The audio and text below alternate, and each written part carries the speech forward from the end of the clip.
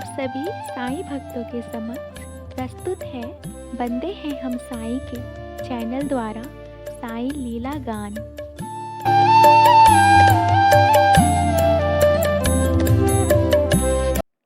ओम साईं राम।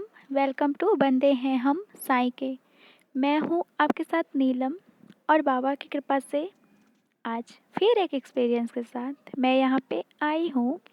और एक्सपीरियंस सुनाने से पहले जैसा कि मैं रोज़ बोलती हूँ कि बाबा के 11 वचनों को पढ़ते हैं और आप सभी को सुनाते हैं, तो बाबा अच्छा लगता है बाबा के 11 वचन को पढ़ना और सुनाना, क्योंकि उस वचनों में बाबा वास करते हैं।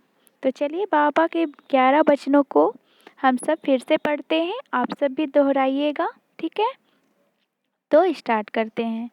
जो शिरडी में आएगा आपत दूर भगाएगा, चढ़े समाधि की सीढ़ी पर, पैर तले दुख की पीढ़ी पर, त्याग शरीर चला जाऊंगा, भक्ति हेतु दौड़ा आऊंगा, मन में रखना दृढ़ विश्वास, करे समाधि पूरी आस, मुझे सदा जीवित ही जानो, अनुभव करो सत्य पहचानो, मेरी शरण आ खा ले जाए, हो तो कोई मुझे बताए, जैसा भाव रहा जिस जन का, वैसा रूप हुआ मेरे मन का, भार तुम्हारा मुझ पर होगा, वचन न मेरा झूठा होगा, असहायता लो भरपूर, जो मांगा वो नहीं है दूर, मुझ में लीन वचन मन काया, उसका ऋण न कभी चुकाया, धन्य धन्य वो भक्त अनन्य, मेरी शरण तज जिसे न अन्य। तो अब बाबा की एक लीला सुना रही हूँ। ये लीला एक साईं डिवोटी का है जिनका नाम मनीषा है, वो दिल्ली से हैं। वो बताती हैं कि रिसेंटली उनके घर में मतलब उनकी मॉम के साथ क्या हुआ, और वो ये बताती हैं कि बाबा कैसे मदद करते हैं, बाबा कैसे अपने बच्चों को ठीक करते हैं, उनकी सुरक्षा करते हैं, उन्हें सेफ रखते हैं। तो ये उर्दी से रिलेटेड है। तो क्या हुआ कि उनकी मम्मा को मतलब चेस्ट पेन हो रहा था। तो इतना ज़्यादा चेस्ट पेन हो रहा था कि चेस्ट पेन में तो होता है ना कि सांस भी लेने में प्रॉब्लम सी होने लगती है, बहुत ज़्यादा अजीब सा होने लगता है चेस्ट पेन में। तो उनकी मॉम को ना 3 दिन से चेस्ट में पेन हो रहा था, और ठंड का दिन है तो ठंड भी बहुत थी, उन्हें ठंड भी बहुत लग रही थी। फिर क्या हुआ कि उनकी मॉम ने पैरासीटामोल लेना स्टार्ट कर दिया। 2 दिन तक वे लगातार पैरासीटामोल लेती रहीं, सोची कि पैरासीटामोल से ठीक हो जाएगा। बट ठीक होने की बजाय उनका पेन और ज़्यादा बढ़ता चला गया, और अब तो इतना पेन ज़्यादा होने लगा कि अब उन्हें सहन ही नहीं हो रहा था। तो उनकी बेटी यानी मनीषा जी अब कुछ समझ नहीं आ रहा, वो बाबा से प्रे करने लगी और बाबा की पूजा करती थी और बाबा से प्रे करने लगी। फिर क्या किया उन्होंने, बाबा की उदी को सरसों का तेल में मिक्स करके गरम करके उन्हें उनके मतलब सीने के पास जहाँ पे उन्हें पेन हो रहा था वहाँ पे बहुत देर तक मालिश करने लगी, और थोड़ा सा मतलब गर्म पानी भी उनको पिलाती थी। गर्म पानी से थोड़ा सा रिलैक्स भी होता है, बट थोड़ा थोड़ा उनको ठीक हुआ, ठीक है, थोड़ा थोड़ा आराम हुआ। फिर उनके बाद फिर से शाम में स्टार्ट हो गया, और वे डरने लगी कि बार बार मम्मी को मतलब पेन हो रहा है, अगर ऐसा सिचुएशन रहा तो इन्हें हॉस्पिटल ले जाना पड़ेगा, और हॉस्पिटल में सेफ़ नहीं है क्योंकि अभी कोरोना चल रहा है। तो ऑलवे सब डर जाते हैं, ऑब्वियसली क्यों नहीं डरे, क्योंकि डॉक्टर और हॉस्पिटल में थोड़ा सा हो जाता है ना कि कहाँ पे बेड मिलेगा नहीं मिलेगा, और कोविड चल रहा है तो थोड़ा सा डर तो लगता है। फिर वे बाबा से प्रे करने लगी, शाम का टाइम था, फिर वो पूजा करी बाबा की और बाबा से प्रे करने लगी।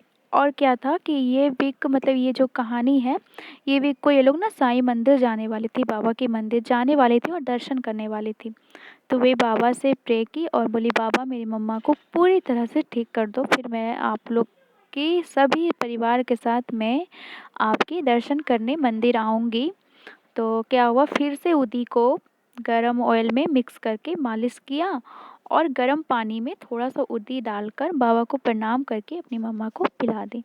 फिर क्या हुआ, धीरे धीरे धीरे उनकी मम्मा का पेन रिलीफ होने लगा, आराम सा लगने लगा।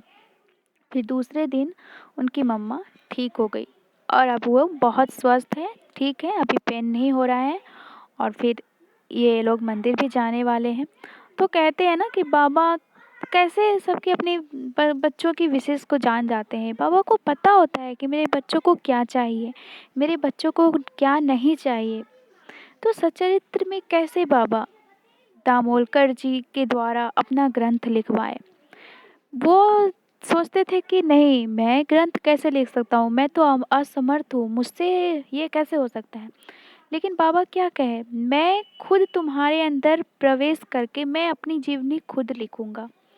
तो बाबा कुछ भी कर सकते हैं।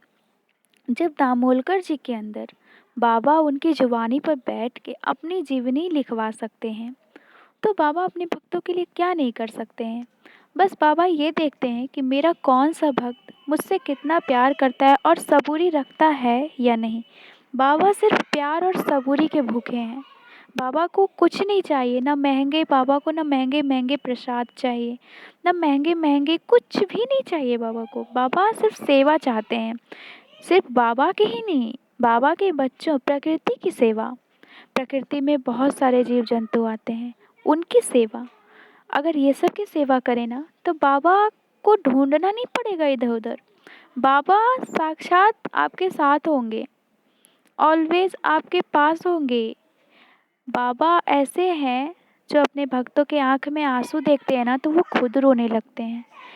आप सब भी अपना एक्सपीरियंस ज़रूर से ज़रूर शेयर करें। हमारे इंस्टाग्राम की आईडी आपको यहाँ नीचे लिंक में दिया गया है। आप लोग ज़रूर अपना अपना एक्सपीरियंस शेयर करें। सारा लिंक आपको डिस्क्रिप्शन में मिल जाएगा, सारा लिंक दिया हुआ है। आप चाहो तो कमेंट के ज़रिए भी अपना एक्सपीरियंस शेयर कर सकते हो। अगले स्टोरी के साथ मैं फिर आऊँगी, तब तक के लिए ओम साई राम, जय साई राम।